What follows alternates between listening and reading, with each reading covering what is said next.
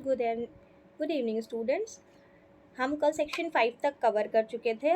आज हम सेक्शन 6 पढ़ेंगे। देखिए, अगर आप बेयर में पढ़ोगे तो बेयर में लैंग्वेज दी हुई है व्हाट मे बी ट्रांसफर्ड, लेकिन क्योंकि आप स्टार्टिंग से मेरी क्लास कर रहे हो या फिर आपने टीपीए पढ़ा है तो आपको पता है कि टीपीए में जितनी भी मैक्सिमम डेफिनेशंस दी हुई हैं वो नेगेटिव सेंस में दी हुई हैं। ठीक है, तो ये भी नेगेटिव से ये इसकी हेडिंग आपको बेयर में मिलेगी व्हाट मे बी ट्रांसफर्ड की मतलब क्या क्या ट्रांसफ़र किया जा सकता है। ठीक है, लेकिन उसके अंदर क्या लिखा हुआ है, इन चीज़ों को छोड़ के, जो सेक्शन 6 के अंदर जो चीज़ें दी हुई हैं उन चीज़ों को छोड़ के बाकी सारी चीज़ें आप ट्रांसफ़र कर सकते हो। In short, what can not be transferred. यहाँ पे आपके नोट्स में आपकी सुविधा के लिए ये लिखा हो what can not be transferred. Section 6 ये कहता है कि ऐसी प्रॉपर्टीज़ उसमें बताई गई हैं जो उस प्रॉपर्टीज़ का ट्रांसफ़र नहीं किया जा सकता है। ठीक है, सेक्शन 6 के अंतर्गत एक प्रिंसिपल पाया जाता है, उसको कहते हैं स्पेस सक्सेशन। ठीक है, एक तो आप अगर ओवरऑल बताओगे तो कहोगे सेक्शन 6 में पाया जाता है, मगर और स्पेसिफिक करके अगर पूछेगा तो आप बोलोगे कि सेक्शन 6 के जो सब क्लॉज 1 है, ठीक है, ए जो सब क्लॉज है उसमें ये पाया जाता है। ठीक, स्पेस सक्सेशन का जो प्रिंसिपल है इसमें पाया जाता है। अब वो बता रहा है, अब क्वेश्चन आपका ये भी बनता है कि टोटल कितने तरह की प्रॉपर्टी सेक्शन 6 के टीपीए में बताई गई है जो ट्रांसफरेबल नहीं है। तो आप जब देखोगे तो वो टोटल 10 है। ठीक है, अब जैसे हम पहला पढ़ रहे हैं ट्रांसफर ऑफ पॉसिबिलिटी ओनली। ठीक है, पहला वाला जो है इसी में स्पेस सक्सेशन का जो प्रिंसिपल है वो एग्जिस्ट करता है। जैसे मान लीजिए लिखा हुआ है ना कि chance for higher apparent succeeding to an estate. मान लीजिए कोई प्रत्यक्ष वारिश है, ठीक है, उसकी विरासत की संभावना पॉसिबिलिटी पे, अगर कोई ट्रांसफ़र आप पॉसिबिलिटी पे करते हो जिसका कोई कंफर्मेशन नहीं है कि हाँ ये होगा ही या हाँ एक पर्टिकुलर टाइम के बाद ऐसा हो जाएगा।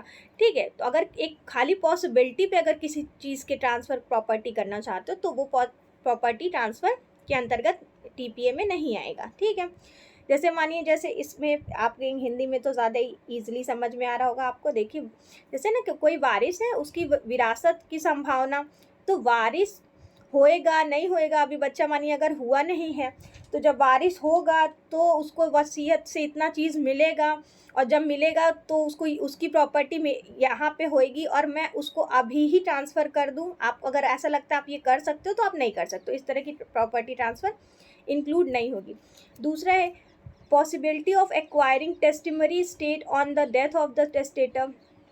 कह रहे हैं अगर जो वसीयत करता है, ठीक है, उसकी मृत्यु पर वसीयत संपदा प्राप्त करने की संभावना, कि कोई एक वसीयत करता है, ठीक है, आप उसके मरने का वेट कर रहे हो कि जब ये मर जाएगा तो इसकी प्रॉपर्टी मुझे मिल जाएगी, और जो प्रॉपर्टी मुझे मिलेगी अगर मैं उसको अभी से सोचूं कि ट्रांसफ़र कर दूं तो क्या मैं ये कर सकता हूँ, ये ट्रांसफ़र ऑफ प्रॉपर्टी के अंतर्गत आएगा? तो कहेंगे नहीं आएगा। ठीक, तीसरा है other मियर possibility of like nature only.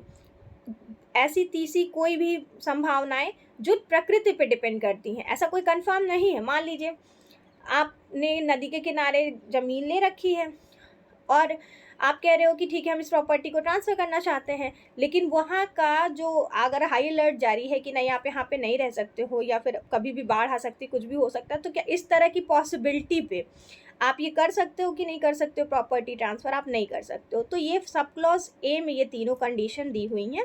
ठीक है, जब आप बेयर में देखोगे तो आपको ये तीनों कंडीशन दिखेंगी, और इसी में, ठीक है, इसी के अंतर्गत जो है आपका जो स्पेस सक्सेशन के जो प्रिंसिपल है वो वेस्टेड होता है, इसमें निहित होता है, पाया जाता है। पहली प्रॉपर्टी स्पेस सक्सेशन, आप ट्रांसफ़र नहीं कर सकते हो। दूसरा, the right of re entry on account of breach of liability. ठीक है, अगर आप किसी जगह पे किसी ने ब्रीच ऑफ लाइबिलिटी का ब्रीच किया है, आप वहाँ पे री एंट्री चाहते हो, तो उस तरह के में भी ट्रांसफ़र ऑफ प्रॉपर्टी आप नहीं कर सकते हो। ठीक है, ईजमेंट के जो राइट हैं, जो हमारा सुखाचार का जितना भी अधिकार है, आप उसको नहीं कर सकते हो ट्रांसफ़र। ठीक है, वो ट्रांसफरेबल नहीं होते हैं। जो आपके पर्सनल राइट्स हैं, पर्सनल राइट्स किस टाइप के राइट्स पर्सनल राइट होते हैं? जैसे हम कहें कि ये मेरा पर्सनल राइट है कि अगर हमें आपसे दिक्कत होगी या फिर हमारे जगह पे आप कांटेक्ट कर लो, ये हमारा पर्सनल राइट है ना। अगर हम किसी चीज़ में इन्वॉल्व होने जा रहे हैं तो ये सारी आप अपने जगह पे किसी और को नहीं कह सकते हो कि तुम मैं अपना सारा अधिकार इनको दे रहा हूँ, ये मेरे साइड से करेंगे।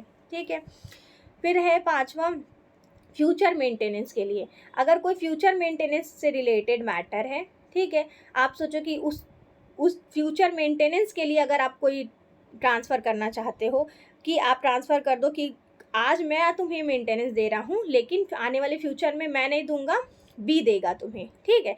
तो अगर आप ऐसा भी ट्रांसफ़र करना चाहोगे तो वो भी पॉसिबल नहीं है। वाद लाने का, देखिए जैसे ही ये लाइन आपकी आएगी, राइट टू सू, ठीक है, मात्र, हिंदी में तो लिखा है ना मात्र वाद दायर करने का अधिकार, अगर जहाँ पे ओनली हो जाएगा मात्र, खाली वाद दायर करने का अधिकार आप नहीं ट्रांसफ़र कर सकते हो, लेकिन आपको एक्सेप्शन मिलेगा कि अगर आपको अगर ऐसा है, आप वाद दायर करने का अधिकार तो दे सकते हो लेकिन केवल वाद दायर करने का अधिकार नहीं दे सकते। आप सोचो कि किसी को आपने सिर्फ ये अधिकार दिया कि तुम मेरे साइड से दायर कर दो, उसके बाद लड़ मैं लूँगा, तो नहीं। जैसे ही प्लेंट में आपका नाम आएगा तो आपको पूरी प्रोसीडिंग आपको ही देखनी। जैसे रिप्रेजेंटेटिव सूट होते हैं ना, तो उसमें ज़रूरी तो नहीं है कि जिसको दिक्कत है वो सारे लोग वहाँ खड़े होते हैं, उन सब के तरफ से कोई एक खड़ा होता है, ठीक है। तो राइट टू सू तो ट्रांसफरेबल है, लेकिन खाली मात्र वाद दायर करना ट्रांसफरेबल नहीं है, ठीक है। जैसे मियर आएगा, मात्र आएगा, तो वो आप कहेंगे वो ट्रांसफर ऑफ प्रॉपर्टी में नहीं आएगा, लेकिन नॉर्मल वाद अगर हम कहें कि मेरी जगह कोई और दायर कर दे, एग्जाम्पल रिप्रेजेंटेटिव सूट का, तो आप वो कर सकते हो, ठीक है। फिर 7th पॉइंट है आपका राइट टू सैलरी और पेंशन। पूरे टाइम आपने काम किया, फिर आप सोचो कि अपनी सैलरी जो आपको मिल रही है, आप कह रहे हो काम तो मैं कर रहा हूँ बट सैलरी मिलने का अधिकार मैं किसी और को दे रहा हूँ, कि ठीक है कि आप उनको मेरी सैलरी दे दीजिए या फिर पेंशन आप उनको दे दीजिए, तो ये ट्रांसफरेबल नहीं है। अच्छा, इसके पीछे आप कभी सोचो कि इसके पीछे का बेसिक क्या है, क्यों ये ट्रांसफरेबल नहीं होता है। क्योंकि ये सारी चीज़ें आपको प्रेशर में करके भी कराई जा सकती हैं। जो इंसान मेहनत कर रहा है वो अपनी प्रॉपर्टी क्यों किसी और को दे, और अगर वो खुशी खुशी देना चाहता है तो वो किसी और तरीके से दे, वो डायरेक्ट ऐसे नहीं दे सकता। ये ट्रांसफरेबल नहीं है, नहीं तो लोग इसका मिसयूज़ करने लग जाएंगे, ठीक है। फिर 8 वाला है, आपको जो भी स्टाइपेंड मिलता है। अच्छा, स्टाइपेंड मिलने और सैलरी मिलने में डिफरेंस क्या होता है। स्टाइपेंड आपका होता है एक पर्टिकुलर टाइम के लिए आपको अपॉइंट किया जाता है, ठीक है, और एज अ वो सैलरी जैसा ही होता है, बट वो सैलरी नहीं होता है। आप जितने दिन काम करते हो, आपको कोई चीज़ सिखाने के लिए वहाँ रखा जाता है, तो जो आपको उस पर रिन्यूमिनेशन मिलता है उसको कहते हैं आप स्टाइपेंड, ठीक है। जैसे लिखा है allowed to military, naval and air forces and civil prisoners of government, वो पर डे के अकॉर्डिंग काम करते हैं, ठीक है, और फिर उनको रोज की उनकी जो दिहाड़ी जिसको कहते हैं वो मिलता है, उसको कहते हैं स्टाइपेंड। आप अपना स्टाइपेंड किसी को ट्रांसफ़र नहीं कर सकते। 9th है oppose to the nature of interest. Oppose to the nature of interest, अगर कोई ऐसा ट्रांसफ़र करते हो जो नेचर के अगेंस्ट है, ठीक है, तो वो भी उस तरह की प्रॉपर्टीज़ को आप ट्रांसफ़र नहीं कर सकते हो। और 10th है ट्रांसफरेबल राइट ऑफ ऑक्यूपाई, ठीक है, ऑक्यूपेंसी, अगर कहीं पे अधिकार आपका कब्जा है तो आप सोचो कि अपना कब्जा आप किसी और को ट्रांसफ़र कर दो। 20 साल से आप वहाँ रह रहे हो और कल को आप सोचो कि हमको यहाँ अपने नहीं रहना है बट हमें किसी और को यहाँ पे लाके बसाना है, तो आप सोचो कि अपने पोजीशन का जो राइट है, ठीक है, आप उसको ट्रांसफ़र कर सकते हो, तो ये पॉसिबल नहीं है, ठीक है। 10 क्वेश्चन इसमें सेक्शन 6 में बनता है कि कौन सा प्रिंसिपल वेस्टेड है, तो आप बोलोगे किस स्पेस सक्सेशन का है, कौन से सब क्लॉज में है, ए सब क्लॉज में है। इसका जो सबसे इंटरेस्टिंग वो जो पूछा जाता है आपका, मैं बताती हूँ किस में है, 1 2 3 4 5 जो आपका ये जो है राइट टू सू, ई वाला जो है, ठीक है, सेक्शन सी का सब क्लॉज ई, इसमें जो राइट टू सू ट्रांसफरेबल नहीं है, लेकिन मात्र राइट टू सू नहीं है, जनरल सू आप ट्रांसफ़र कर सकते हो। एक ये क्वेश्चन पूछता है, दूसरे पूछता है कितने वर्ड्स इसमें हैं, कितनी तरह की प्रॉपर्टीज़ बताई गई हैं। 10 तरह की प्रॉपर्टीज़ बताई गई हैं जो कि ट्रांसफरेबल नहीं होती हैं, ठीक है। अब उसके बाद हम मूव करेंगे सेक्शन 7 की तरफ, ठीक है। आपको दिख रहा होगा सेक्शन 7 बात करता है person competent to transfer. Competency ये कॉन्ट्रैक्ट से रिलेटेड है, ठीक है। Competency who are competent to contract, section 10-11 बताता है, ठीक है, आपको कॉम्पिटेंसी के बारे में। सेक्शन 11 बताता है आपका कॉन्ट्रैक्ट एक्ट का, उसमें भी कॉम्पिटेंसी ऑफ कॉन्ट्रैक्ट कहता है, ये सेक्शन 7 बता रहा है, ठीक है। तो ये सेम जो कॉन्ट्रैक्ट में प्रोविजंस है वही प्रोविजंस यहाँ भी फॉलो होते हैं। सेक्शन 7 में भी एक प्रिंसिपल वेस्टेड है, वो कहते हैं मैक्सिम है एक्चुअली, उसको नाम है नेमो डेड क्वाड नॉन हैबिट, ठीक है।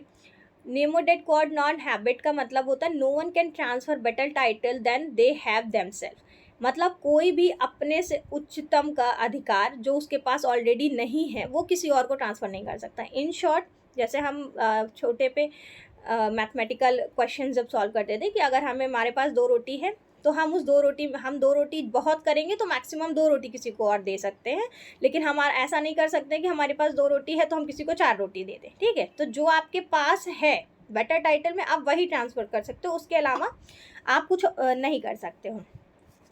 तो सेक्शन 7 कहता है, पहले तो कॉम्पिटेंसी की बात कर रहा है, इसमें एक लीगल मैक्सिम काम करता है, वो है नेमो डेड क्वाड नॉन हैबिट।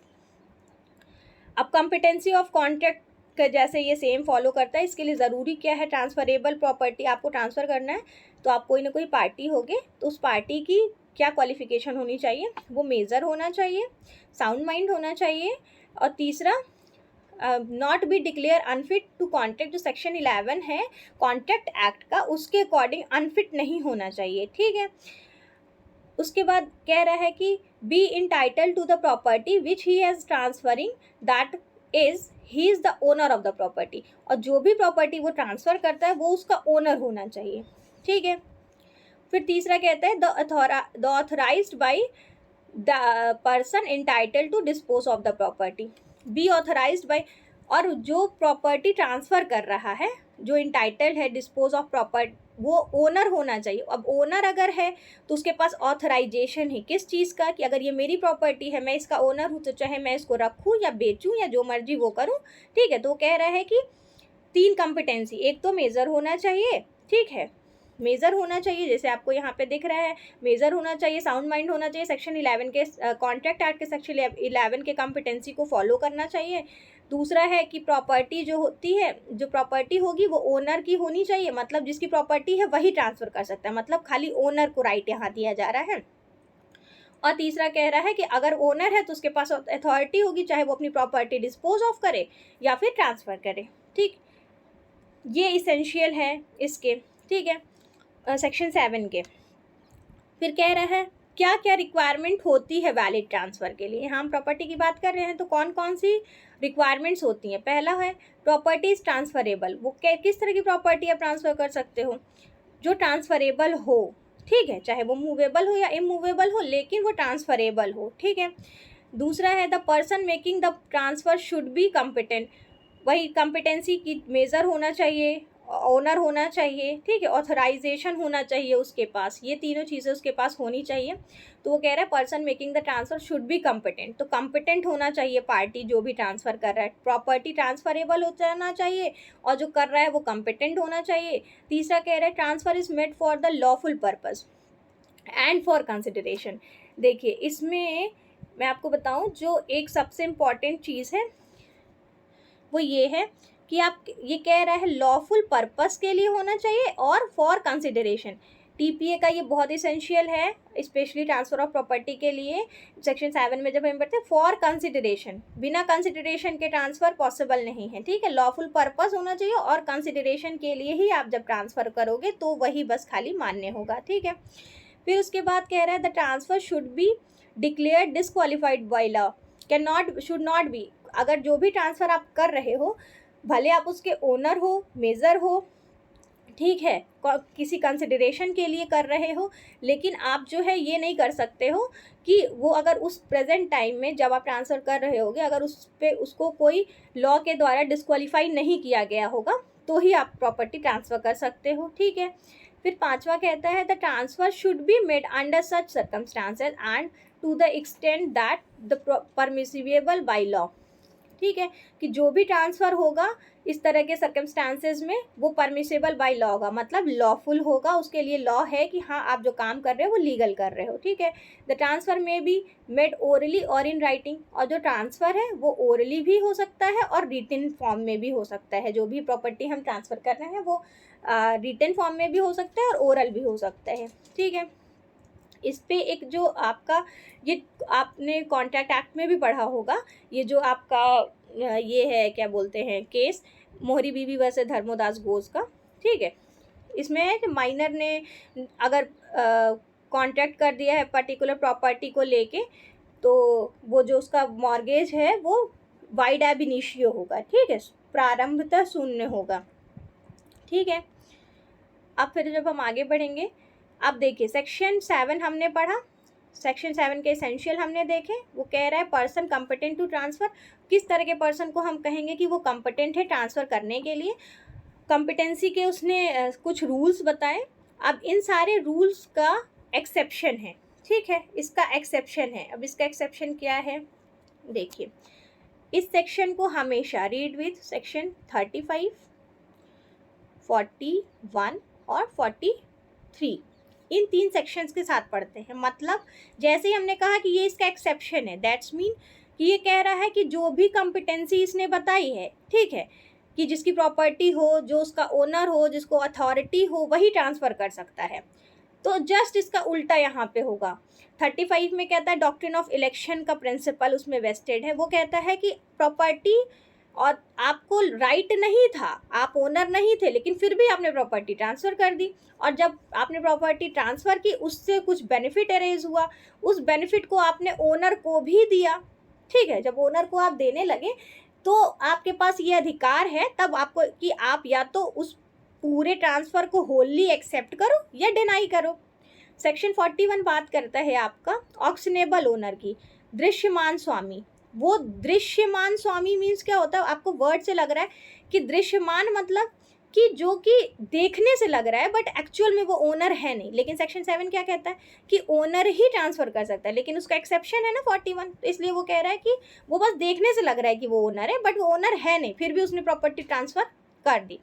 43 क्या कहता है कि जब उसने प्रॉपर्टी ट्रांसफ़र की, किसी एक पार्टी ने जब उसने प्रॉपर्टी ट्रांसफ़र की, उस टाइम तो वो ओनर नहीं था, उसके पास उस समय कोई टाइटल नहीं था, लेकिन बाद में उसके पास टाइटल अरेज हो गया, क्योंकि उसमें एक डॉक्ट्रिन काम करता है, doctrine of estoppel by grant of estoppel by feeding, ठीक है, वो आपको इसमें मिलेगा। तो आप सेक्शन 7 के साथ साथ इन तीनों सेक्शन को पढ़ेंगे। तो हमने सेक्शन 7 पढ़ लिया कि क्या है। अब हम मूव करेंगे अपने सेक्शन 35 के लिए कि इसका एक्सेप्शन क्या कहता है, ठीक है। सेक्शन 35 पे हम आ गए। अब हम देखेंगे सेक्शन 35 क्या कहता है। सेक्शन 7 का ये एक्सेप्शन है। सेक्शन 35 कहता है व्हेन इलेक्शन इज़ नेसेसरी, कौन सी ऐसी कंडीशन है जब इलेक्शन की ज़रूरत ही पड़ती है। This section defines the best principle of equity. ये सेक्शन जो है, क्योंकि हमें पता है होल जो टीपीए है आपका वो इक्विटी पे बेस्ड है, और ये इक्विटी का जो बहुत ही अच्छा सेक्शन है जो इक्विटी के प्रिंसिपल को अप्लाई करता है, ठीक है। Principle of equity which applies equally to all person irrespective of the fact that they are governed by personal law। जो भी ऐसे लॉ हैं जो भी ऐसे ट्रांसफर्ड हैं या लॉ हैं जो पर्सनल लॉ से गवर्न होते हैं, उसको छोड़ के बाकी सब पे ये इक्वली अप्लाई करता है ये प्रिंसिपल डॉक्ट्रिन ऑफ इलेक्शन का। जैसे इसके नाम से ही लग रहा है, इलेक्शन मतलब क्या होता है, हमें चुनना होता है, चाहे दो हो या दो से ज़्यादा चीज़ें हों, उसमें से हमें किसी एक चीज़ को चुनना होता है, उसको हम कहते हैं इलेक्ट करना, ठीक है। निर्वाचन, जैसे यहाँ पे है भी निर्वाचन का आवश्यक है, ठीक है, निर्वाचन के लिए क्या आवश्यक है, तो डॉक्ट्रिन ऑफ इलेक्शन में क्या आवश्यक है ये बता रहा है, ठीक है। इसका एसेंशियल एलिमेंट क्या है, कह रहा है अनऑथराइज्ड ट्रांसफ़र ऑफ प्रॉपर्टी। कब, वहाँ पे इसने क्या बोला था सेक्शन 7 में, इसेंशियल क्या है कि जो ट्रांसफ़र करेगा उसके पास अथॉरिटी भी होनी चाहिए प्रॉपर्टी ट्रांसफ़र करने की, ठीक। बट ये क्या कह रहा है, इसका इसेंशियल ही क्या है कि जिसने भी ट्रांसफ़र किया है प्रॉपर्टी को वो ऑथराइज नहीं था, अनऑथराइज ट्रांसफ़र ऑफ प्रॉपर्टी। जिस किसी ने भी ट्रांसफ़र किया है उसके पास प्रॉपर्टी का जो ऑथराइजेशन था ट्रांसफ़र करने का वो नहीं था। दूसरा है the transferor has no right to transfer the property. Same चीज़, जो ट्रांसफ़र जिसने किया है उसके पास ये अधिकार नहीं था कि उस प्रॉपर्टी को ट्रांसफ़र कर दे। तीसरा, the transferor proposes to transfer such property to any other person. और उसने जो ट्रांसफ़र किया है वो प्रॉपर्टी, मानिए प्रॉपर्टी ए की थी लेकिन उसको ट्रांसफ़र बी ने किया, किसको किया, सी को कर दिया, ठीक है। फिर फोर्थ एसेंशियल है इसका, the transferor in the same transaction passes an any benefit to the owner of the transferred property without his consent. Property A की थी, बी ने ट्रांसफ़र कर दिया सी को, और बिना ए के कंसेंट को बिना बी ए के कंसेंट के जो भी बेनिफिट उसको मिल रहा था उस ट्रांसफ़र से, उसने किसको दिया? ए को दिया। ठीक है, समझ आया कि ए की प्रॉपर्टी थी, बी ने ट्रांसफ़र करी सी को, सी ने जो कुछ भी कंसिडरेशन दिया या बेनिफिट दिया, तो जो बेनिफिट उसको मिला वो बिना ए के कंसेंट के बी ने ए को वो प्रॉपर्टी का जो बेनिफिट था उसने उसको दिया।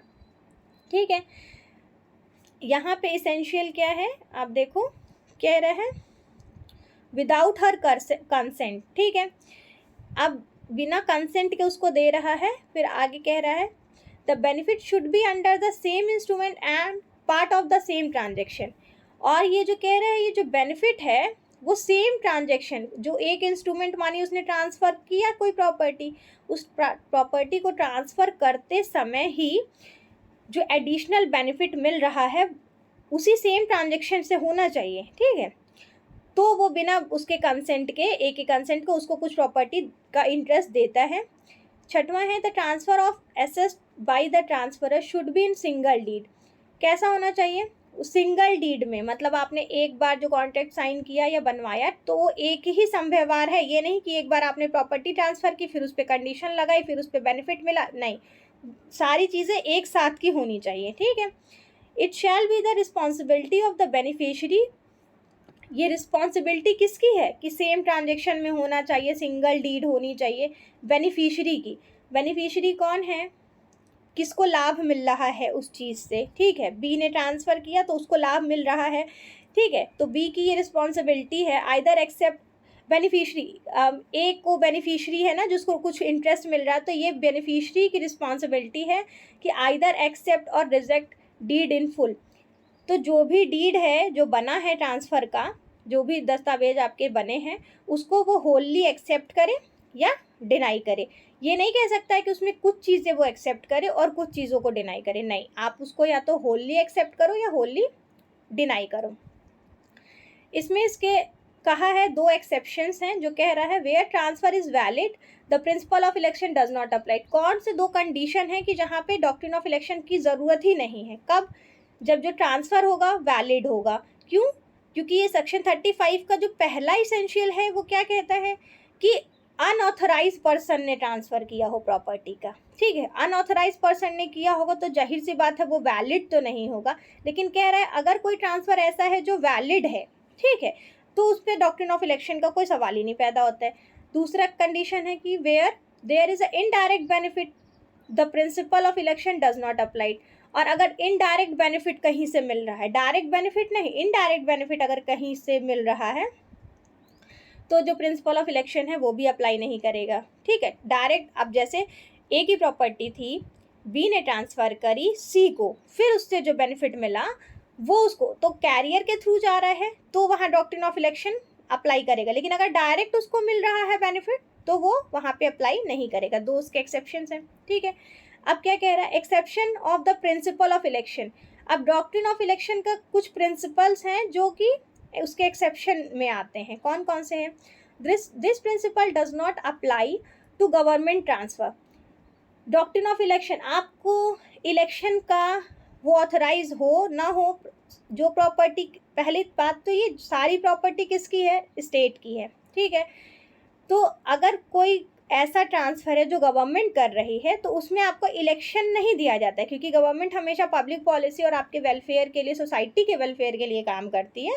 तो अगर उसने कोई ऐसा प्रॉपर्टी है जो गवर्नमेंट के द्वारा ट्रांसफ़र किया जा रहा है, उस पर डॉक्ट्रिन ऑफ आपको वहाँ पे कोई इलेक्शन करने का कोई मौका नहीं दिया जाएगा, भले वो ऑथराइज्ड हो या ना ऑथराइज्ड हो। ठीक है, दूसरा है not applicable where the owner reveals the benefit indirectly.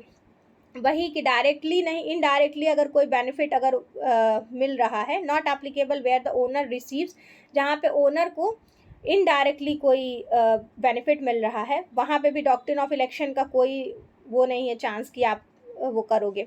तीसरा है the principle of election does not applicable to illegal transfer.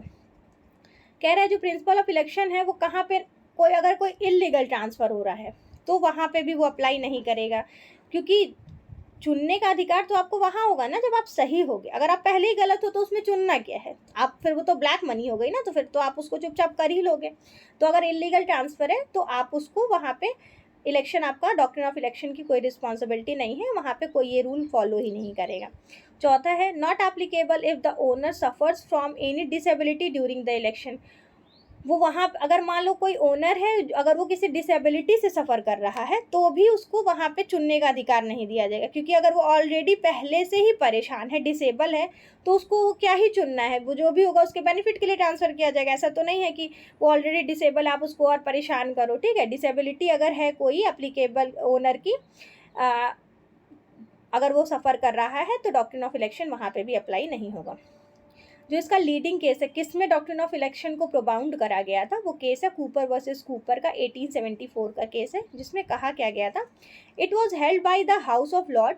House of Lord का ये केस है क्योंकि 1874 का है, that the beneficiary of a will is liable to that effect if an attempt has been made to transfer any property which the testator did not have the right to transfer.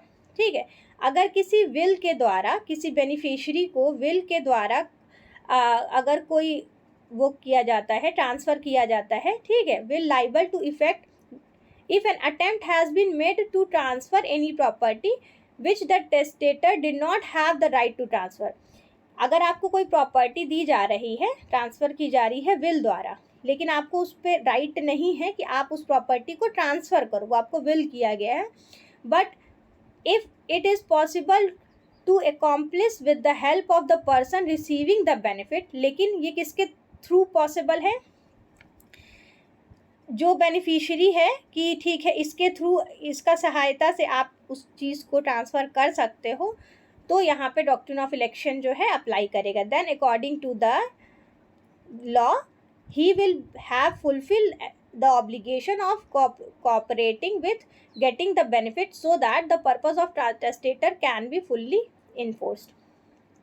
In short, Cooper versus Cooper के बाद में ये कहा गया था कि अगर मैंने आपको कोई प्रॉपर्टी दी है विल के द्वारा ट्रांसफ़र करी है, लेकिन आपको ये अधिकार नहीं है कि आप उसको ट्रांसफ़र कर सको डायरेक्टली, बट अगर कोई ऐसा है जिसकी मदद से आप उसको ट्रांसफ़र कर सकते हो और उसका बेनिफिट ले सकते हो, तो आप उस प्रॉपर्टी को ट्रांसफ़र कर सकते हो, और वहाँ पे आपको इलेक्शन, डॉक्ट्रिन ऑफ इलेक्शन काम करेगा कि या तो आप उसको होली एक्सेप्ट करो या फिर डिनाई करो। ठीक है, कहता है इंडियन लॉ में और इंग्लिश लॉ में डिफरेंस है। डॉक्ट्रिन ऑफ इलेक्शन का जो चुनने का जो अधिकार है, इन दोनों में आपको इंडियन लॉ और इंग्लिश लॉ में डिफरेंस है। कौन कौन सा डिफरेंस है? इंडिया क्या कहता है, इंडिया में जो लॉ है वो क्या कहता है, in India if the owner does not confirm the transfer, कह रहा है कि जो ओनर है अगर उसने जो ट्रांसफ़र हुआ प्रॉपर्टी का उसको कन्फर्मेशन नहीं दिया अगर उसने, then the disappointed transferee will get damage. ठीक है, will not get damage, sorry. कह रहा है कि अगर प्रॉपर्टी ट्रांसफ़र हुई, इंडियन लॉ ये कहता है जब प्रॉपर्टी ट्रांसफ़र हुई, ठीक है, लेकिन ओनर ने अपना सर्टिफिकेशन कन्फर्मेशन नहीं दिया कि हाँ ठीक है वो तो प्रॉपर्टी ट्रांसफ़र हो चुकी, तो जो रिसीवर है, ठीक है, अगर कल को उसको कुछ नुकसान होता है तो उसको डैमेजेस के लिए वो क्लेम नहीं कर सकता है। ठीक है, आपका एक एग्जाम्पल अभी मैं आपको आगे बताऊंगी इसका, ठीक है, आपको समझने के लिए। पहला तो ये है इंडिया में जो रूल चलता है वो ये है। दूसरा रूल क्या कहता है? दूसरा रूल कहता है in India the transferor has the representative many compel the owner to hold an election with the reasonable time specified in the notice, otherwise the transferor shall deem to have been confirmed.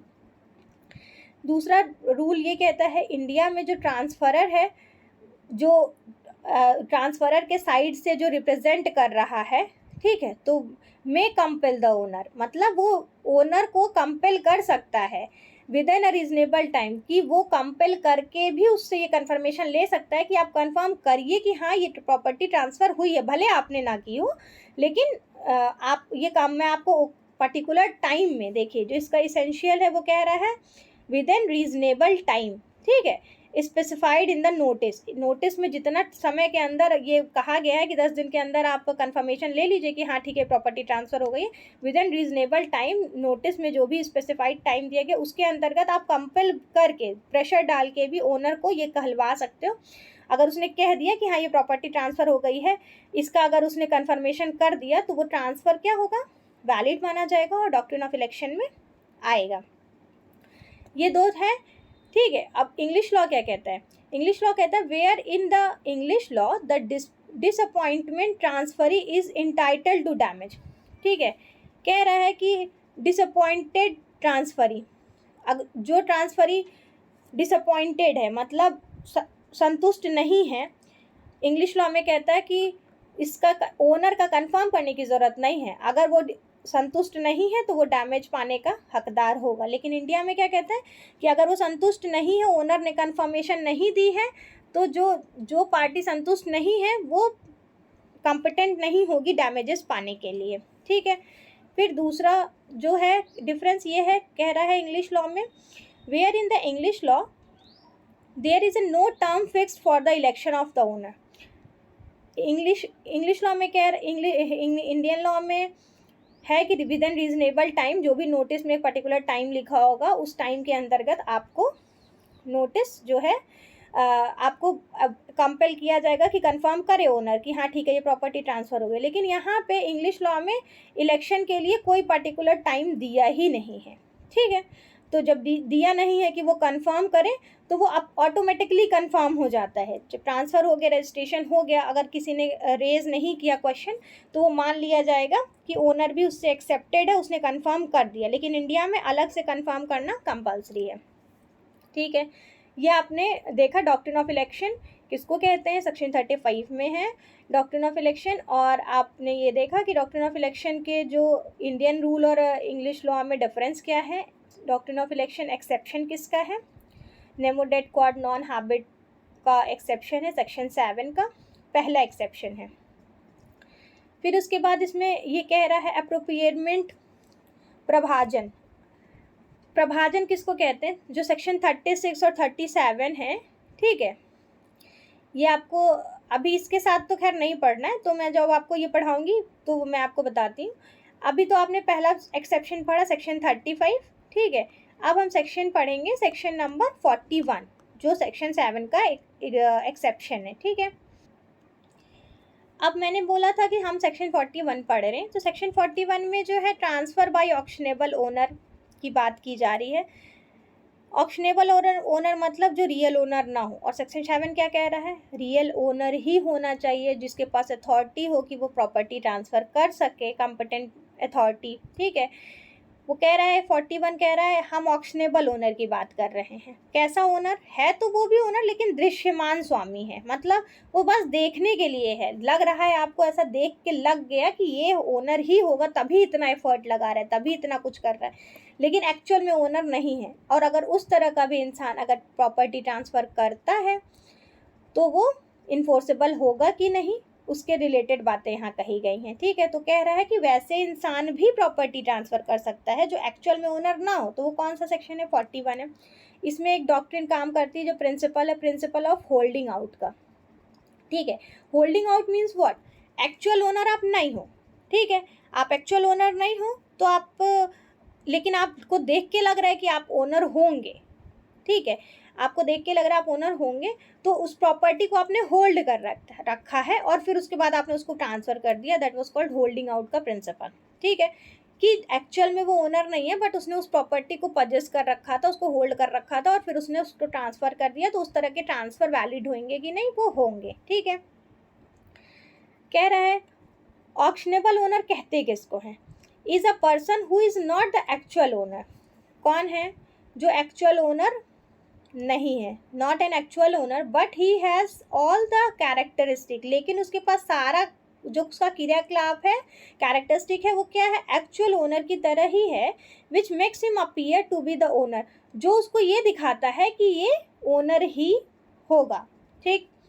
उसके बाद कहता है this section describe the provision relating to the sale of benami property, ठीक है। ये क्या कहता है, डिस्क्राइब द प्रोविज़न रिलेटिंग बेनामी बेनिमदार्स, ठीक है, ऑन अकाउंट ऑफ बेनामी ट्रांजेक्शन। अब जैसे नाम ही है बेनामी, बेनामी मीन्स व्हाट, बिना नाम का ट्रांजेक्शन, ठीक है। बिना नाम का ट्रांजेक्शन कौन करेगा? मैंने कोई ट्रांजेक्शन किया, कोई सामान आपको दिया, बट वो मेरा नहीं है तो उसमें मेरा नाम नहीं है, ठीक है, लेकिन फिर भी मैंने दे तो दिया, ठीक है, इसको बेनामी ट्रांजेक्शन। जिसका नाम ना हो, कुछ पता ना हो, लेकिन वैसे प्रॉपर ब्लैक मनी अक्सर करके बेनामी ट्रांजेक्शन होता है उसका, ठीक है।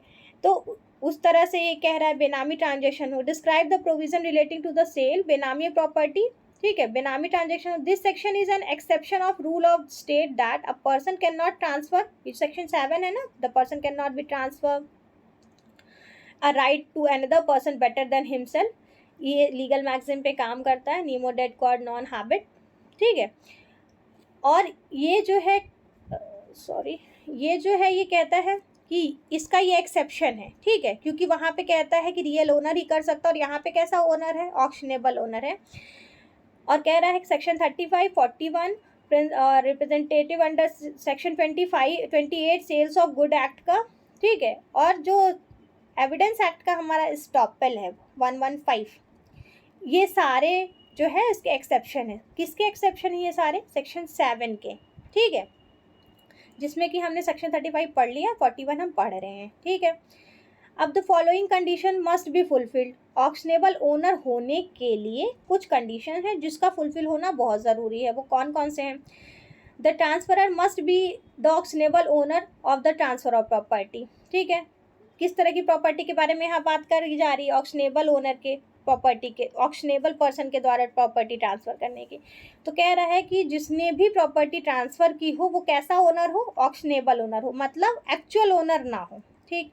दूसरा कह रहा है ऑक्शनेबल owner must be with the express consent of actual owner, और जो ऑक्शनेबल ओनर है वो express consent of the actual owner, लेकिन वो एक्सप्रेस, देखिए कंडीशन जो हम अपना शो करते हैं वो कोई भी अपनी सहमति हम एक्सप्रेस और इम्प्लाइड दोनों तरह से प्रूफ शो करते हैं, लेकिन कह रहे हैं कि भले वो ऑक्शनेबल ओनर है, मतलब एक्चुअल ओनर नहीं है, लेकिन वो एक्सप्रेस कैसा कर रहा है? एक्सप्रेस कर रहा है आपको कि वो एक्चुअल ओनर ही है, वो आपको ऐसा दिखा रहा है कि वो एक्चुअल ओनर ही है।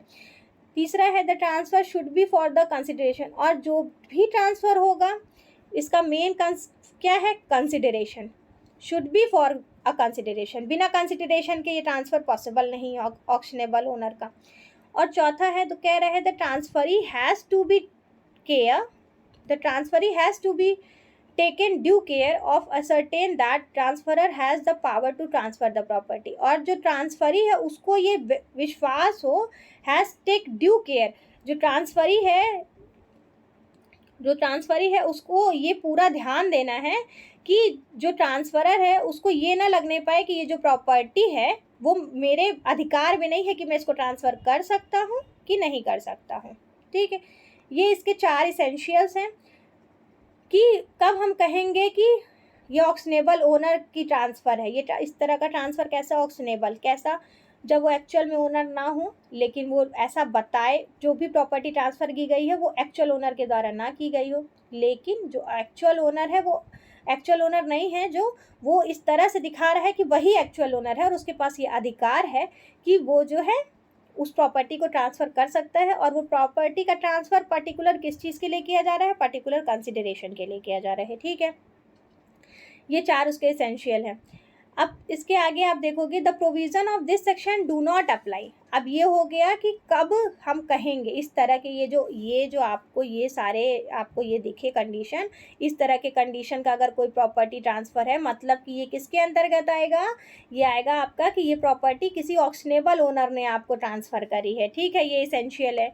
फिर आप कहोगे कि कौन सा ऐसा कंडीशन है जो सेक्शन 41 पे भी नहीं अप्लाई होता है, ठीक है। वो सेक्शन 7 का एक्सेप्शन सेक्शन 41 है, और सेक्शन 41 का भी एक्सेप्शन है। वो क्या है?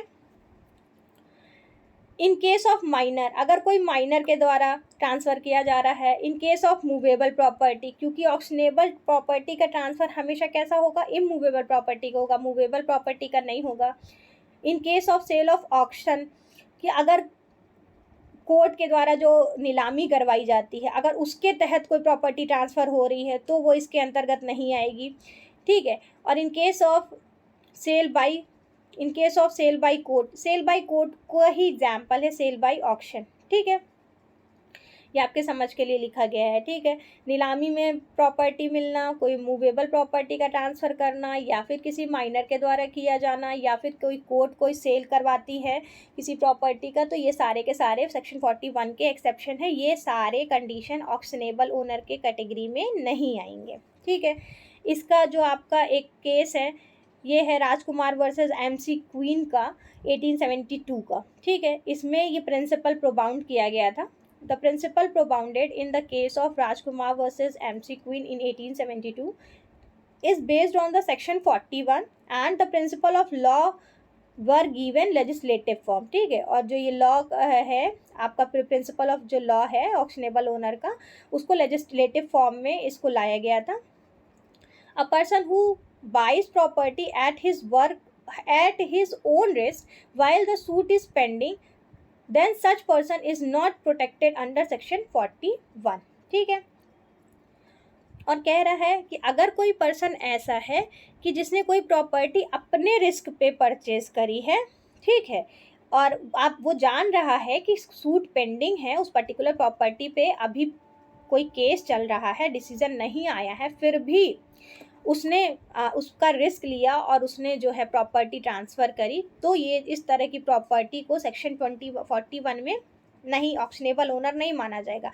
कि मतलब केस चल रहा था, आपको लगा कि कल को ये प्रॉपर्टी मेरी हो जाएगी तो मैं पहले ही उसको ट्रांसफ़र कर दिया, और जिसने ये खरीदा तो उसको ये प्रोटेक्शन नहीं दिया जाएगा कि अरे ये तो एक्चुअल ओनर था ही नहीं, तो मैंने इससे प्रॉपर्टी ले ली, तो आपने ड्यू केयर आपने क्यों नहीं दिखाया, ठीक है, तो उसको सेक्शन 41 के अंतर्गत नहीं रखेंगे। दूसरा केस है आपका बलवंत सिंह वर्सेस बूताराम का केस है, 2009 का ये लेटेस्ट केस है। According to this section the administrator agent and guardian of the property is not the actionable owner. क्या कह रहा है इस केस में कहा गया कि सेक्शन 41 में जो एडमिनिस्ट्रेटर, अगर कोई एडमिनिस्ट्रेटर है या कोई एजेंट है या फिर कोई गार्जियन है, किसी प्रॉपर्टी का जो गार्जियन है, वो ऑक्शनेबल ओनर के कैटेगरी में नहीं आएगा। क्यों? क्योंकि अगर कोई एजेंट है वो उसका काम है, कोई एडमिनिस्ट्रेटर है वो उसकी ड्यूटी है, ठीक है, कोई गार्जियन है, अगर कोई माइनर है तो उसकी प्रॉपर्टी है ट्रांसफ़र की गई है, जैसे मैंने कल आपको अनबॉर्न वाला बताया था सेक्शन 13 का, तो जब तक वो मेजर नहीं हो जाएगा तो उसके जो गार्जियन होंगे वही उस प्रॉपर्टी के होंगे कि प्रोटेक्टर, कि उसको प्रॉपर्टी को प्रोटेक्ट करेंगे, उसके बेनिफिट के लिए यूज़ करेंगे, ठीक है। तो उस प्रॉपर्टी का जो गार्जियन होंगे वो भी ऑक्शनेबल ओनर नहीं होंगे, क्योंकि वो ऐसा रिप्रेजेंट, भले आपको देख के लगे बट वो ऐसा रिप्रेजेंट नहीं कर रही, ये सब तो उनकी ड्यूटी है, तो ये सारे लोग ऑक्शनेबल ओनर के अंतर्गत नहीं आएंगे, ठीक है। फिर उसके बाद कहता है कि the following person are not actionable owner. अब वही इस केस में भी कहा गया 2009 के किस में, बलवंत सिंह वर्सेस बूटाराम के 2009 में, और फिर अलग से इसमें लिस्ट दे रखी है कि कौन कौन आपके कैटेगरी में नहीं आते हैं ऑक्शनेबल ओनर के, कौन कौन है। कोई एडमिनिस्ट्रेटर है, ठीक है, या फिर एजेंट है, या कोई गार्जियन है, या फिर owner of the property vested in idol, जो किसी भगवान की मूर्ति में, ठीक है, उसका ओनर है, वो भी नहीं माना जाएगा कि ऑक्शनेबल है। या फिर कोई पुजारी, प्रीसिस्ट, या फिर अबोट ऑफ द मोनेस्ट्री, या मठ का कोई महंत, इन लोगों को, मठ का महंत वो मठ की इस तरह संरक्षा करता है कि आपको ये देख के लगे कि वो मठ ही उसका है। तो और अगर वो कोई प्रॉपर्टी ट्रांसफ़र करता है तो आप सोचो कि मुझे लगा कि ये वहाँ पे ऐसा ऐसा काम कर रहा था तो ये प्रॉपर्टी उसी की है, तो आपको उसका प्रोटेक्शन नहीं दिया जाएगा, क्योंकि ये सारे लोग जो है ऑक्शनेबल ओनर के कंडीशन में नहीं एग्जिस्ट करते हैं, उसको स्पेसिफिकली लिख दिया गया है। एक्सेप्शन क्या है, कह रहे हैं the transferred property is under consideration of the court. जो ट्रांसफ़र प्रॉपर्टी है वो कंसिडरेशन ऑफ द कोर्ट है, अगर वो उसका एक्सेप्शन है, अगर कोर्ट के अंतर्गत ये सारी चीज़ें कही गई, किसी मठाधीश द्वारा कोई ट्रांसफ़र किया गया है, कोई पुजारी द्वारा किया गया है, तो ये सारी चीज़ें पॉसिबल हैं। Under the principle of estoppel, अगर स्टॉपेल के अंतर्गत कोई ट्रांसफ़र की जा रही प्रॉपर्टी तो भी माना जाएगा। The transfer is done free of cost, और अगर कोई ऐसा ट्रांसफ़र, इस तरह का कोई ऐसा ट्रांसफ़र किया जा रहा है इन लोगों के द्वारा, अगर ऐसा कोई ट्रांसफ़र किया जा रहा है जो फ्री ऑफ कॉस्ट है, क्यों? क्योंकि सेक्शन 41 का इसेंशियल क्या है, कंसिडरेशन होना चाहिए, लेकिन अगर ये फ्री ऑफ कॉस्ट हो रहा है तो आप कहोगे कि ये इसका एक्सेप्शन है। फिर चौथा है the transferee has not receive the transferor in good faith, और जो भी ट्रांसफ़र हुआ है वो गुड फेथ में नहीं अगर हुआ है तो भी वो उसका एक्सेप्शन आएगा कि अगर इन ऊपर के लोगों के द्वारा भी इन सारे कंडीशन में, चार जो कंडीशन दी हुई है इसके अंतर्गत अगर ये कोई काम करते हैं तो इनके द्वारा किया गया कार्य भी, जो भी एजेंट, गार्जियन और आइडियल के जो ओनर हैं या फिर प्रिसिस्ट हैं या पुजारी हैं या इन लोगों के द्वारा किया गया काम अगर इस कैटेगरी में, इस चार कंडीशन में आता है तो ये ऑक्शनेबल ओनर कहलाएंगे। ठीक है, इनका ट्रांसफ़र ऑक्शनेबल ओनर के कैटेगरी में आएगा। क्या? जब अगर जो प्रॉपर्टी हो वो कंसिडरेशन के लिए की गई हो, कोर्ट के कंसिडरेशन के लिए, वसूली के लिए मानो कोर्ट ने किया, या फिर कोई स्टॉपेल लगा हुआ है उस पर, या फिर फ्री ऑफ कॉस्ट किया जा रहा है क्योंकि कंसिडरेशन उसका मस्त था, लेकिन अगर फ्री ऑफ कॉस्ट आप ये काम कर रहे हो और गुड फेथ में अगर आपने ये काम नहीं किया है, जिसने प्रॉपर्टी दी और जिसने रिसीव की वो गुड फेथ में नहीं रिसीव किया है, तो भी वो ऊपर के द्वारा, लोगों के द्वारा किया गया काम को वैलिड नहीं कहेगा। ठीक है, सेक्शन 43 आप पहले देखो, मैं आपको थोड़ा बताऊं, आप थोड़ा कंफ्यूज हो गए होगे, एक लाइन में बताती हूँ। सेक्शन 7 का एक्सेप्शन है सेक्शन 41। ठीक, 41 में कुछ कंडीशंस दी हुई हैं आपको, वो कंडीशन देखिए दी हुई हैं, और उसमें एक प्रिंसिपल है जो होल्डिंग आउट प्रिंसिपल के नाम से जाना जाता है। इसमें ऑक्शनेबल ओनर की डेफिनेशन बताई गई है। ठीक है, कुछ कंडीशन बताए गए हैं कि ये कंडीशन जब आप फुलफिल करोगे तभी इस कैटेगरी में आप आओगे कि आप ऑक्शनेबल ओनर का, ये ऑक्शनेबल ओनर के द्वारा ये ट्रांसफ़र किया गया है।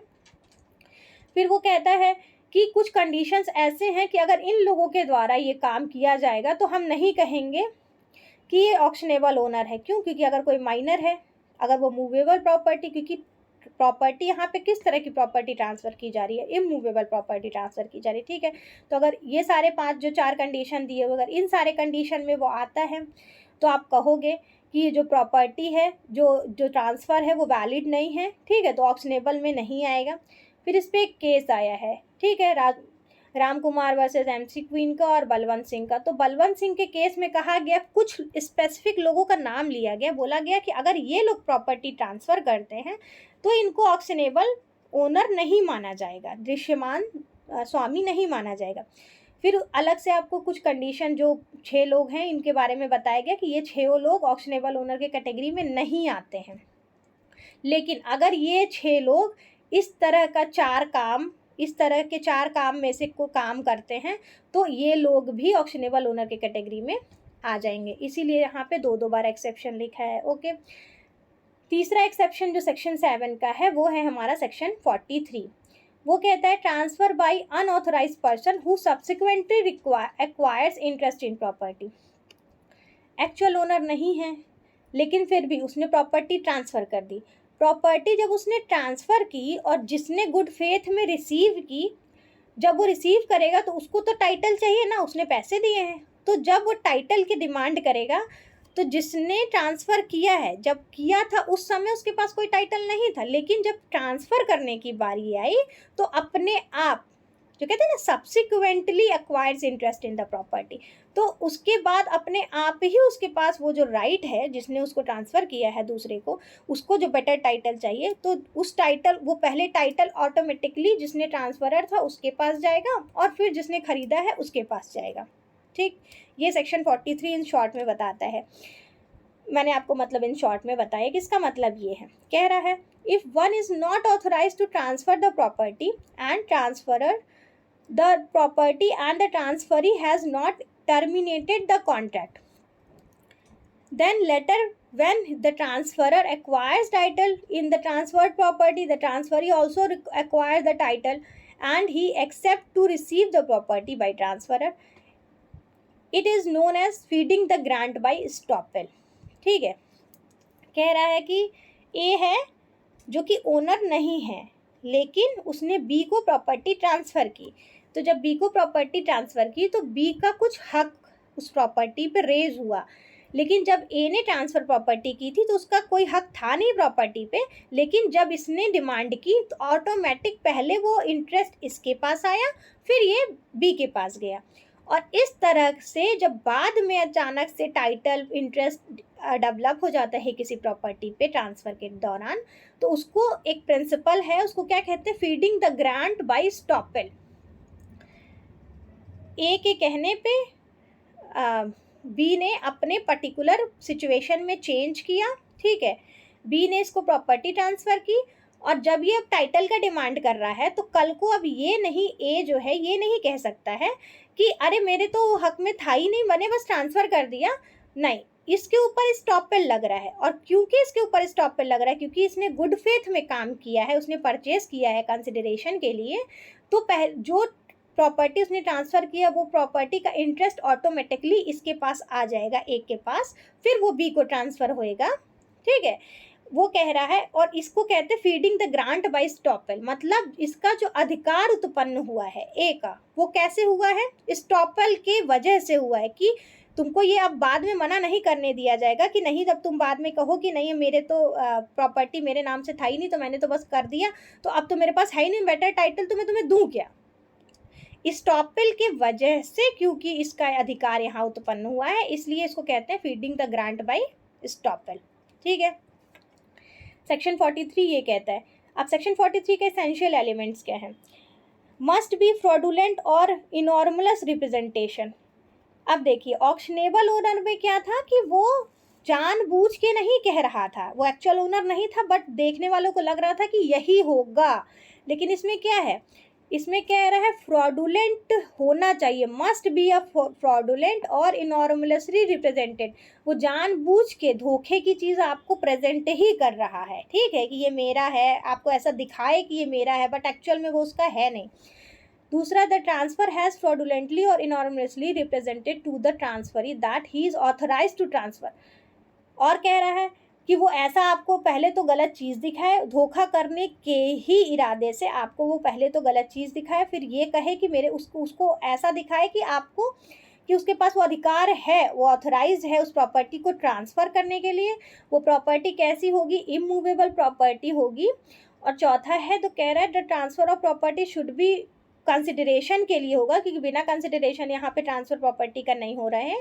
और पांचवा है, the transfer may have acquired the interest in the property subsequently, और इसमें क्या होता है, जैसे ही ट्रांसफ़र कर देता है तो बाद में उसके पास ऑलरेडी वो जो राइट है वो डेवलप हो जाता है। और the transferor has acquired such interest in prior to the rescission of the contract, तो कॉन्ट्रैक्ट के दौरान उसके पास वो अधिकार नहीं था, लेकिन जैसे ही कॉन्ट्रैक्ट पूरा हुआ, ट्रांसफ़र पूरा हुआ, उसके पास वो अधिकार आ गया, फिर उसने बी को दिया।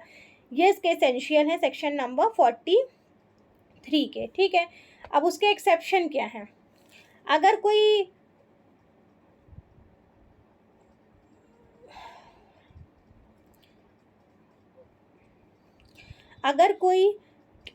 आपको पहले नॉर्मल रूल पता चल गया, ठीक है, अब आपको उसकी फ्रॉडुलेंट तरीके से मतलब फ्रॉडुलेंटली जानबूझ के उसने ये काम किया, ठीक है। अब कह रहा है कि उसका एक्सेप्शन क्या है 43 का, वॉइड ट्रांसफ़र नहीं, अगर वॉइड ट्रांसफ़र है तो सेक्शन 43 नहीं अप्लाई करेगा। अगर किसी माइनर के द्वारा किया जा रहा है तो भी ये सेक्शन अप्लाई नहीं करेगा।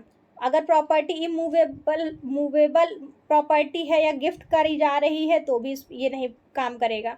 Where the transferee is not in good faith, और जहाँ पे जो ट्रांसफरी है वो अगर अच्छे सद्भावना में उसने नहीं परचेजिंग करी है सामने वाले ने, तो भी ये सेक्शन अप्लाई नहीं करेगा, ठीक है। ट्रांसफरी जो जैसे मैं हूँ, मैं आपको प्रॉपर्टी ट्रांसफ़र कर रही हूँ और मेरा इरादा नेक नहीं है, ठीक है, is not in good faith, तो भी सेक्शन 43 अप्लाई नहीं करेगा, क्योंकि जो ट्रांसफ़र कर रहा है, जो इसका जो ऊपर का आपने जितना ये आपने पढ़ा है एक्सेप्शन इसेंशियल एलिमेंट, तो ये सारे का जस्ट अपोजिट उसका एक्सेप्शन है, ठीक है। अब एक क्वेश्चन इसमें ये बनता है कि डिफरेंस पूछता है, ठीक है, डिफरेंस पूछता है सेक्शन 41 और 43 में कि क्या डिफरेंस है। कहता है सेक्शन जो 41 है, कह रहा है the under the section this the transferee independently inquire whether the transfer is authorize to transfer the property और नॉट। कह रहा है independently inquire whether the transfer authorize, जिसको खरीदना है, जिसको आप बेच रहे हो, जिसको हमने प्रॉपर्टी बेची, दृश्यमान स्वामी, वो आपको जानबूझ के तो फ्रॉड नहीं करना चाह रहा था ना आपको, वो आपको लगा ऐसा कि वो वही ओनर है। तो जो खरीद रहा है ये उसकी इंडिपेंडेंटली मतलब उसकी ये जिम्मेदारी है कि वो पता करे कि जिसने प्रॉपर्टी ट्रांसफ़र करी है वो ऑथराइज्ड है प्रॉपर्टी ट्रांसफ़र करने के लिए कि नहीं। लेकिन सेक्शन 43 क्या कहता है, where in this section transferee relying on the statement of the transferor. वो रिलाइंग मतलब किसकी बात पे विश्वास कर रहा है, जो ट्रांसफरर है उसकी खाली बात पे विश्वास कर रहा है वो, ठीक है। और प्रॉपर्टी का जो वैल्यू है वो पे कर रहा है, उसमें कोई जांच पड़ताल नहीं करनी है, वो आपको खुद से नहीं लगा है। उसमें वो कह रहा है कि हमने आपसे बातचीत की, फिर हमने आपको धोखा देने के इरादे से हमने आपसे बातचीत की, मेरे पास ओनरशिप नहीं है बट फिर भी मैंने आपको प्रॉपर्टी वो ट्रांसफ़र करी। ये वाला कंडीशन 43 में आएगा। और 41 में है कि मैंने तो कुछ कहा ही नहीं, आपको लगा कि मैं ओनर हूँ और फिर जब मैंने प्रॉपर्टी ट्रांसफ़र की तो ये आपकी रिस्पॉन्सिबिलिटी है कि आप वो चेक करो कि वो प्रॉपर्टी का ऑथराइजेशन मेरे पास था कि नहीं था। फिर सेकेंड डिफरेंस जो है वो कहता है under this section the principle of estoppel is applicable. Section जो सेक्शन आपका 41 है, इसमें जो प्रिंसिपल ऑफ एस्टॉपेल है ये एप्लीकेबल है एक्चुअल ओनर के अगेंस्ट। किसके अगेंस्ट? एक्चुअल ओनर के अगेंस्ट। कि अगर एक्चुअल ओनर उसके लिए बाउंड है, अगर जो ऐसा लगता है ऑक्शनेबल ओनर ने अगर कोई ट्रांसफ़र कर दिया तो उसके बिहाफ पे जो एक्चुअल ओनर है वो बाउंड हो जाएगा, उसके ऊपर स्टॉपेल लग जाएगा कि आपको ये काम, अब आप उसको मना नहीं कर सकते हो, ठीक है। लेकिन सेक्शन 43 क्या कहता है, where under this section the principle of applicable against transferor. तो ये किसके अगेंस्ट एप्लीकेबल होगा? खाली ट्रांसफरर के, क्योंकि वो आपसे फ्रॉड करना चाह रहा था तो उसकी रिस्पॉन्सिबिलिटी अपनी होएगी, ठीक है। तीसरा है, कह रहे हैं the under this section the transferee receive the property from the fictitious owner. इसमें जो प्रॉपर्टी रिसीव होता है सेक्शन 41 में, वो एक्चुअल में ओनर नहीं है, उससे रिसीव होता है। फिक्शियस ओनर मतलब जिसको हम मान लेते हैं, खाली कल्पना करते हैं, ठीक है, काल्पनिक कि यही ओनर होगा, ऐसा होगा, वैसा होगा, ऐसा हम फिक्शियस ओनर से हमें प्रॉपर्टी मिलती है। मगर जो 43 है वो कह रहा है where in this section the transferee receive the transfer from the actual owner. और जो सेक्शन 43 है वो कह रहा है कि इसमें जो ट्रांसफ़र होता है प्रॉपर्टी का, जो हमें कर रहा है, जो रिसीव कर रहा है, receive the transfer from the actual owner, वो एक्चुअल ओनर के द्वारा रिसीव किया जा रहा है, ना कि किसी फिक्शियस के द्वारा, ठीक है। ये आपके तीन मेन डिफरेंसेस हैं। सेक्शन 41 और 43 में आपके डिफरेंस पूछा जाता है, और सेक्शन 7 के साथ ही आप पढ़ोगे सेक्शन 35, 41 और 43। और इसमें क्वेश्चन, यही एक क्वेश्चन पूछा जाता है। मैं आपको बता देती हूँ एक, जो मैंने आपको बोला डॉक्ट्रिन ऑफ इलेक्शन का एग्जाम्पल बताने के लिए। तो जो आपके बेयर में इलस्ट्रेशन दिया होगा, ठीक है, बेयर में एक इलस्ट्रेशन दिया हुआ है, जो वो आप सेम टू सेम जैसे दिया है, A transfer B an estate to which C is entitled, ठीक है। डॉक्ट्रिन ऑफ इलेक्शन में क्या था, कन्फर्मेशन ज़रूरी था, तो उसमें क्या कहा कि ए ने बी को प्रॉपर्टी ट्रांसफ़र की, कोई प्रॉपर्टी ट्रांसफ़र की, ठीक है, जिसका जो रियल ओनर कौन था, सी था, उसका वो था, इंटाइटल था कि वो उसको मिलेगा ही। And as a part of the same transaction, और उसी सेम ट्रांजेक्शन में, सेम डीड में ये भी कहा गया कि सी को कोल माइन भी मिला है। ए ने बी को कोई चीज़ ट्रांसफ़र की जो कि ऑलरेडी सी इंटाइटल्ड है उसके लिए, लेकिन सी के पास और क्या चीज़ है, कोल माइन भी उसको दिया गया है। C take possession of the mine, और सी ने कोल माइन पे पोजेशन ले लिया एंड एग्जॉस्ट इट, और उसके बाद उसको संपूर्ण रूप से उसने कोल माइन पे अपना जो है पोजेशन ले लिया। He is thereby confirm the transferor to state to be. तो उसने जो है बी को ये कन्फर्मेशन दिया कि जो सेम समव्यवहार में एक प्रॉपर्टी आपने ट्रांसफ़र करी जिसके लिए ऑलरेडी सी इंटाइटल था, और उसके साथ साथ उसको कोल माइन का भी ऑप्शन दिया गया, तो उसने जैसे ही कोल माइन को पूरी तरह एक्सेप्ट कर लिया, तो ये उसने कन्फर्मेशन दिया ए बी को कि जो ए के द्वारा प्रॉपर्टी ट्रांसफ़र की गई है बी को, उसमें उसने इलेक्शन कर लिया है, उसने प्रॉपर्टी न लेके जो कोल माइन उसके साथ साथ जो दो कंडीशन लगाई गई थी उसको उसने चुना है, ठीक है। उसको कहते हैं डॉक्ट्रिन ऑफ इलेक्शन। ठीक है। उसके आगे भी एग्जाम्पल है, एक बार आप देख लेना। अगर आपको नहीं समझ में आएगा तो आप मेरे को कमेंट में बताना, मैं आपको बहुत अच्छे से इसको एक बार समझा दूंगी, ठीक है। और सेक्शन 41 जो है ऑक्शनेबल ओनर के बारे में जो बात करता है, जिसमें एक डॉक्ट्रिन भी काम करती है, ये बहुत इंपॉर्टेंट है, आपके मेंस में भी लिखने के लिए आता है, डॉक्ट्रिन ऑफ होल्डिंग आउट, ठीक है। और इसका जो दूसरा है प्रिंसिपल जो feeding the grant by estoppel 43, ठीक है। आप इतना सेक्शन है ये सारे आप, और जो सेक्शन 43 का जो लीडिंग केस है जो आपका जामा मस्जिद वाला केस है, ठीक है, जामा मस्जिद वर्सेस कोटिमंदर 1962 का केस है। ये केस का नाम डालना ज़रूरी है, इसको आप डालिएगा, ठीक है। बाकी की क्लासेस हम कल करेंगे। अभी के कुछ सेक्शंस हैं जो आपको थोड़ा टाइम लगेगा पढ़ने में, बाकी इसके बाद जैसे ही वो एक्सेप्शन और ये सारी चीज़ें ख़त्म होंगी, हमारे सेक्शंस बहुत तेज़ी से ख़त्म होंगे, ठीक है। और फिर बोल रही हूँ कि अगर आपको समझ में आ रहा है, नहीं आ रहा है, जो भी है, आप प्लीज़ कमेंट करके बताओ, ताकि मुझे भी पता चल पाए कि मेरी मेहनत का क्या मतलब असर हो रहा है, ठीक है। Okay, thank you.